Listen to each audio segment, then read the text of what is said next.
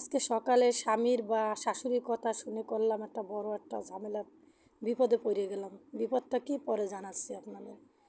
আমি বলছি কি মানে বাজার থেকে গরুর মাংস নিয়ে আইতে, উনি শুনছে কি নাড়ি বুড়ি নিয়ে আসতে বলছে। এখন নাড়ি বুড়ি দেখেছি আমাদের চিত্রালি বিক্রি করে, একটু নাড়ি বুড়ি বিক্রি করে 50 টাকা 100 টাকা। এখন ওনাকে বলছি গোশ আনতে, উনি বলছে উনি নিয়ে এসে নাড়ি বুড়ি। এখন নাড়ি বুড়ি মানে দেখে আমার মেজাজটা গরম হয়ে গেছে। নাড়ি বুড়ি একদম তেল তেল ছিল। আর ওদিকে তো শাশুড়ি কোনো কাজ করবে না, বউ গো পাইলেই হইল। বউরা মানে থাকলেই তাদের আর কোনো কাজ করার কোনো প্রয়োজন হয় না। মানে ছেলে বিয়ে করাইয়ে তারপরে নিয়ে আসে, ওই যে নিয়ে আসে মানে কাজের লোক। তাদের এই বউ নিয়ে কাজের লোক কাজ করলেই হলো, আর কোনো কিছু তাদের জানারও দরকার নাই, বোঝারও দরকার নাই। সেই তেল ধরতে যাই আমার হাত ও সব মেখে গেছে। আর আমি চাইছি গোশ, সে আনছে এইটা। এখন বলেন তো, এখন আমার শাশুড়ি আর আমার জামাইয়ের দোষ না আমার দোষ? যাই হোক, দোষ গুণ বিচার পরে করা হবে। এই তো দেখেন আমি একটা কড়াই নিচ্ছি, কড়াইয়ের ভিতরে মশলাগুলো সব একের পর এক দিয়ে নিছি। আর ওই যে যেগুলো নিয়ে আসছিল সেগুলো আমি একদম সুন্দর করে মানে সুন্দর তো হয়েছে, কীভাবে হয়েছে, যদি একটা জিনিসে যদি তালাপি না করা হয় তাহলে কি সুন্দর হয়?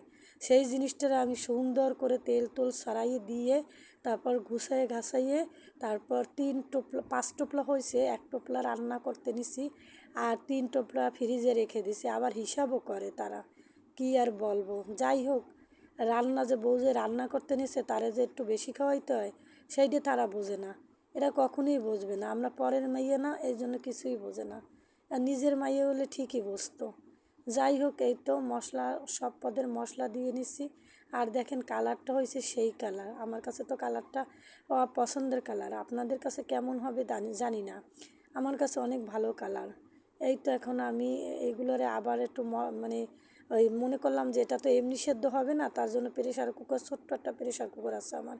সেই প্রেশার কুকারের ভিতরে আমি পানি দিয়ে তারপর হচ্ছে যে আলু দিয়ে তারপর ঢাকনা দিয়ে ঢেকে দেবো, মানে একবারেই সেদ্ধ করবো। আগে মনে হয় যে মানে খেতেই ইচ্ছা করে না, মানে দেখলে মেজাজ গরম হয়ে যাচ্ছে।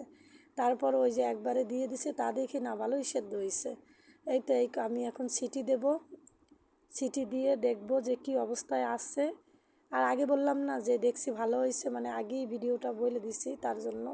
যাই হোক, এই তো তরকারিটার কালার আসছে সেই, আর সেদ্ধও হয়েছে। এখন আমি আর একটা মানে পাতিলে ঢাইলে নেব, ওইটা আবার ধুয়ে দেবো। ওইটা না ধুইলে আবার ওই যে ওইটার ভিতরে যদি আমি ফ্রিজে রাখি তাহলে সমস্যা হবে। আর এইখানে কিছু জিরের গুঁড়ো দিয়ে দিচ্ছি, জিরের গুঁড়ো অনেকগুলো হয়ে গেছে, তার জন্য আমি মাসে জিরের গুঁড়ো করে রাখি যে আমার তরকারির ভিতরে আমার জিরের গুঁড়ো না দিলে মনে হয় কি জিরে মানে তরকারিটাই মজা হয় না। এই পর্যন্তই, আল্লাহ হাফেজ।